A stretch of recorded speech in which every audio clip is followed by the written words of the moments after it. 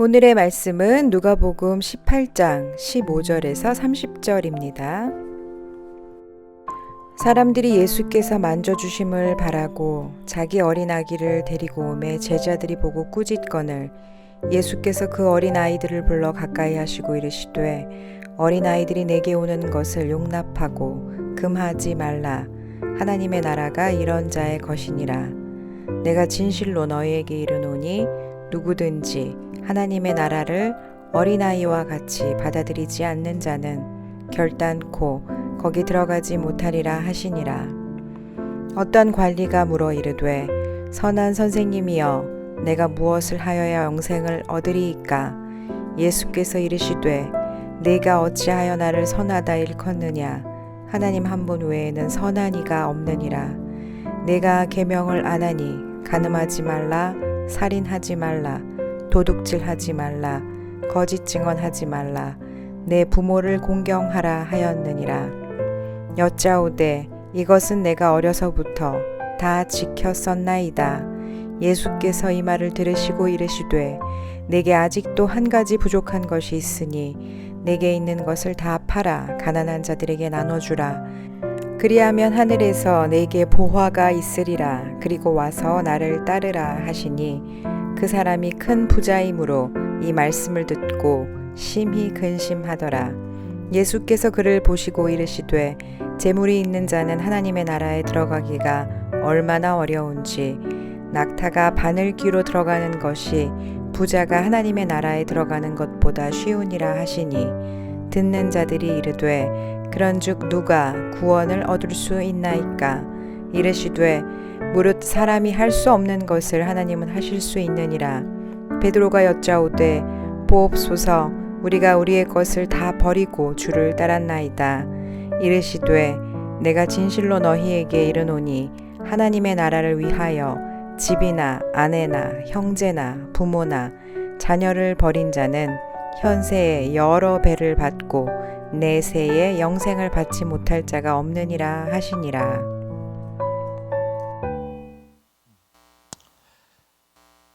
오늘 함께 읽은 이 말씀은 누가 하나님의 나라에 들어갈 수 있는가? 라는 그런 질문이 담겨져 있습니다. 누가 하나님의 나라에 들어갈 수 있을까?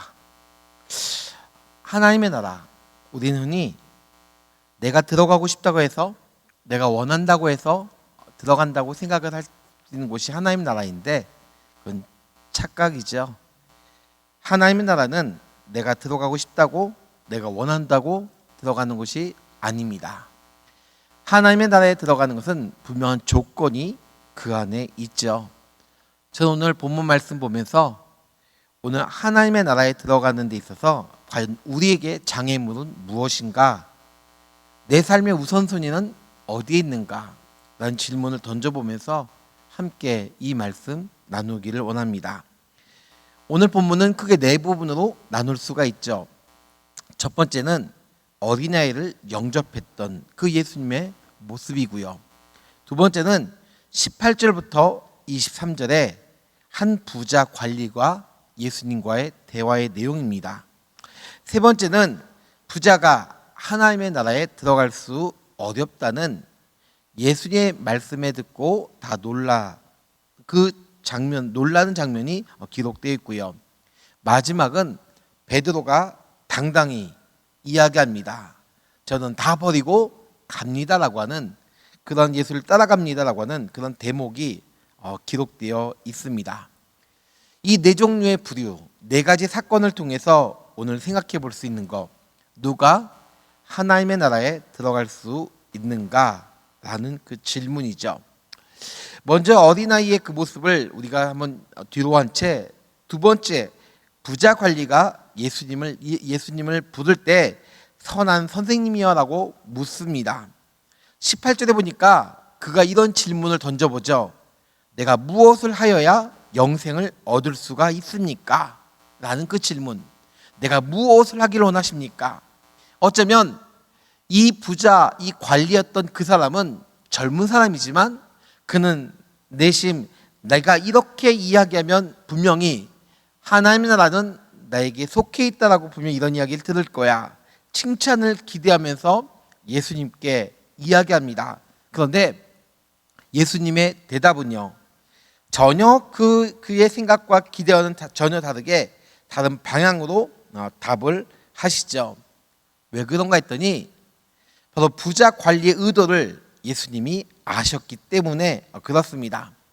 어쩌면 이 부자 관리는 자신의 선함을, 자신의 의를 인정받고자 했던 그 의도를 아셨기 때문에 하나님만이 오직 선하시다라고 말씀을 하시면서 사건을 종교를 짓지요. 그러면서 이야기하기를 10계명을 이야기할 때 5계명부터 10계명까지를 말씀하십니다. 그런데 흥미로운 것은 그 순서가 다르다는 것을 보게 됐죠. 20절에 보니까 간음하지 말라, 살인하지 말라, 도둑질하지 말라, 거짓 증언하지 말라, 내 부모를 공경하라, 이런 식으로 말씀하십니다. 왜 이렇게 하셨을까? 이유는 부자 관리의 마음 중심에 무엇이 있는지 알았기 때문에 그렇습니다. 그것이 무엇이었을까요? 바로 소유욕, 물질이었습니다. 위에 언급된 이 5계명의 순서는 바로 물질을 삶의 우선순위로 둘 경우 넘어지기 쉬운 하나의 유혹들이 오늘 또한 기록되어 있죠. 그때 이 부자 관리, 그는 당당하게 이렇게 이야기합니다. 예수님, 저는 어렸을 때부터 다 지켰습니다. 저는 어렸을 때부터 이걸 행했습니다. 자신 있게 이야기했지만 그와는 반대로 예수님의 답변은 22절에 보니까 내게 아직도 한 가지 부족한 것이 있으니 내게 있는 것을 다 팔아서 가난한 자들에게 나눠줘라. 그리하면 하늘의 보화가 너의 것이다 라고 말씀하시죠. 생각해 보십시오. 예수님의 요청이 부자 관리에게는 오히려 또 다른 걱정거리와 염려가 됐음을 보게 됩니다.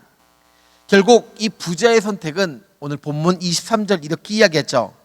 그 사람이 큰 부자이므로 이 말씀을 듣고 심히 근심했다 이야기합니다. 왜 그는 근심했을까? 왜 그는 근심했을까? 결국 그것 때문에, 그 한 가지 사건 때문에, 한 가지 일 때문에 그것이 그에게 장애물이 되어서 하나님의 나라에 소유하는 것이 아니라 오히려 놓쳐버리는 그런 모습. 그러면서 세 번째는 예수님께서 그를 보시고 말씀하십니다. 바로 부자를 보고 이야기하죠. 25절에 보니까 낙타가 바늘길로 들어가는 것이 부자가 하나님의 나라에 들어가는 것보다 쉽다라고 말씀하고 있습니다. 결국 이 말씀 때문에 부자 관리에서 이제는 듣는 이들로 하여금 모든 시선이 옮겨지는 것을 우리가 생각해 볼 수가 있겠죠. 왜 이렇게 말씀하셨을까? 왜? 그러면서 듣는 자들이, 그 말을 들었던 자들이 아마 그들이 이야기합니다. 누가 구원을 얻을 수 있을까? 누가 하나님의 나라에 들어갈 수 있을까? 왜 이런 질문을 했을까요? 왜 이런 궁금증이 그들에게 있었을까? 당시 유대인들은 부자가 된다는 것, 이것은 곧 하나님의 축복이라고 그들은 믿었습니다. 하나님의 축복을 받아서 내가 부자가 되었다면 당연히 영생을 얻는 것은 이퀄 똑같은 원리인데, 부자면서 결국은 관리자였고, 이 관리자의 젊은 사람이 하나님의 나라에 들어가지 못한다면 과연 누가 들어갈 수 있었을까? 바로 유대주의 사상 속에 이것이 큰 질문거리였음을 보게 됩니다. 그래서 예수님의 그 답변, 부자는 들어갈 수 없다라고 할 때 과연 누가 들어갈 수 있을까라고 하는 그 질문으로 가득 차 있었겠죠. 이 당시에 부자가 된다는 것, 이것은 하나님 나라에 되는 백성이 되는 조건인 곧 세상적인 면임을 보게 됩니다. 외적인 면에서 성공했구나, 정말로 남들보다 누리지 못한 걸 누리고 있구나, 가지지 못한 것을 그가 가졌구나, 역시 그는 하늘의 축복을 받은 자로서 구원을 얻은 자야 라고 생각했던 그 당시 그 모습. 그러나 중요한 것은 하나님의 나라는 내가 무엇을 했는가, 무엇을 가졌는가가 아니라 오늘 내 안에 하나님의 은혜가 있을 때 은혜로 받는 것이 곧 바로 하나님의 나라임을 오늘 본문은 우리에게 알려주고 있습니다.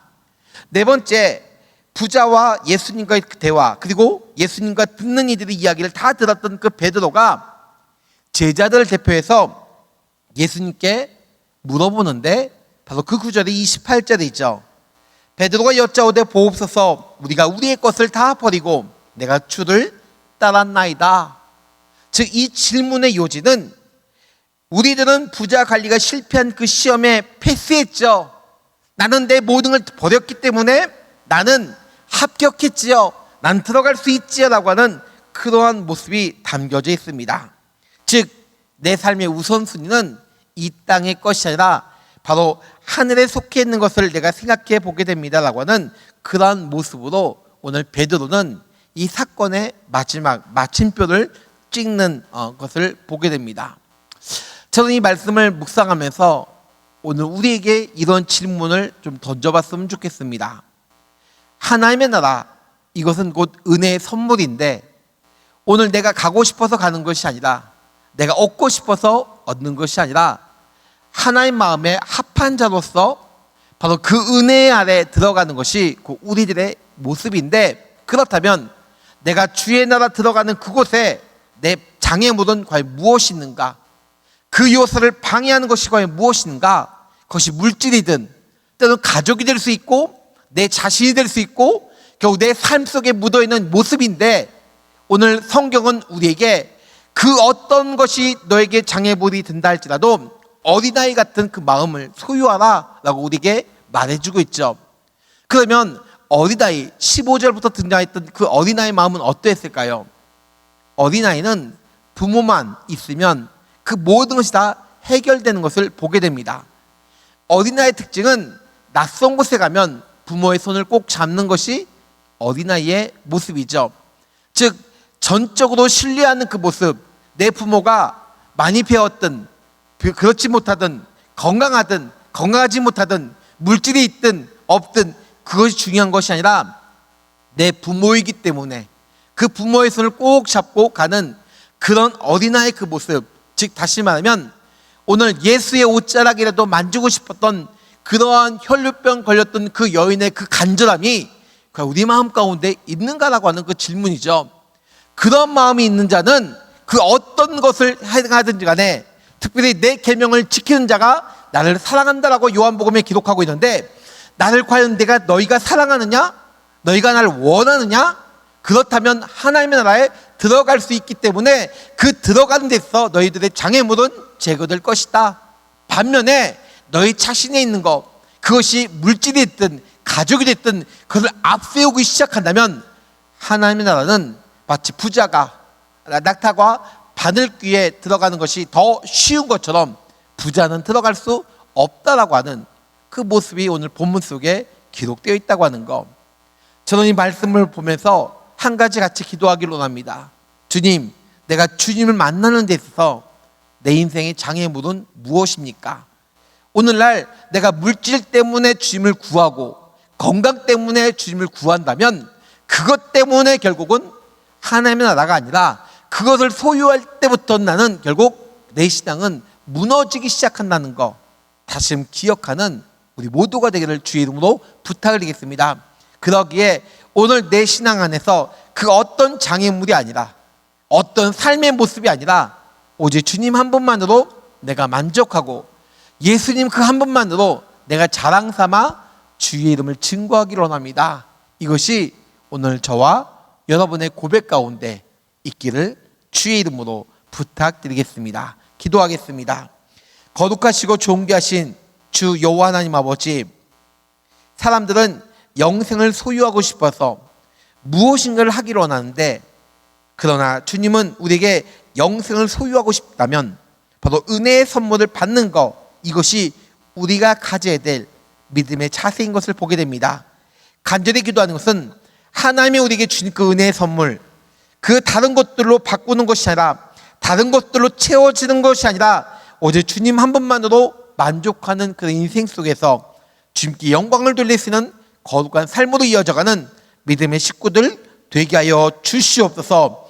오늘 신앙생활에 대해서 꼭 필요한 것은 내가 세상을 바라보는 시선이 아니라 하나님을 사모하는 그 마음, 마치 자녀가 부모를 찾는 것처럼 오늘 그런 사모함이 우리 가운데 있게 하여 주시옵시고, 그 사모함 속에 다시 한번 주의 손을 붙잡고 주님이 가시는 그곳에 함께 걸어가며 그 일들을 감당할 수 있는 믿음의 식구들 되게 하여 주시옵소서. 이 아침도 주여 기도할 때에 성령께서 기도할 제목들 허락하여 주십시고, 그것이 다른 것을 대신하는 것이 아니라 믿음을 대신하는 것이 아니라 오늘 그것을 통해서 우리가 더욱더 주님을 더욱더 가까이 가고 은혜를 사모하는 거룩한 길이 될 수 있도록 은혜를 더하여 주시옵소서. 감사하며 이 모든 말씀 예수님의 이름으로 축복하며 기도드립니다. 아멘.